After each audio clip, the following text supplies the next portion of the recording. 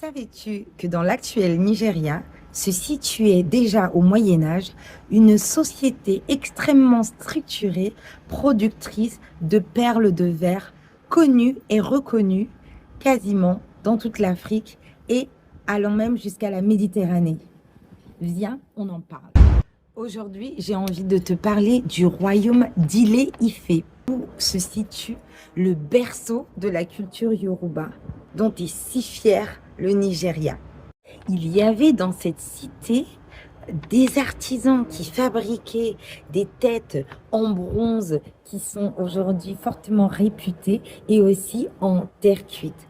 Magnifiques et connus pour leur beauté et leur technicité incroyable, notamment le magnifique visage d'Olokun. Mais surtout, ce dont je veux te parler, c'est de ce formidable quartier existé entièrement dédié aux perles de verre, issues du mélange et de la couleur du cobalt. Avant, on pensait qu'il n'y avait pas de production de verre dans cette partie de l'Afrique. Eh bien, c'est faux.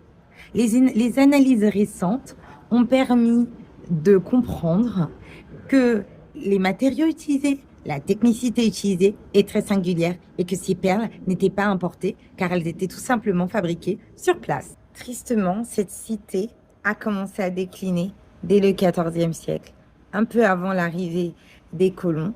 Tout simplement, on cherche encore la raison. Peut-être est-ce la surproduction de verre, des changements climatiques. La question reste encore irrésolue. Mais ce qu'il faut savoir et ce qu'on retient, c'est que les femmes d'Ile-Ife avaient une technicité telle qu'elles étaient déjà capables de produire des perles de verre sensationnelles. Aujourd'hui, vous pouvez même en trouver dans les murs, dans le matériel utilisé pour construire les maisons anciennes.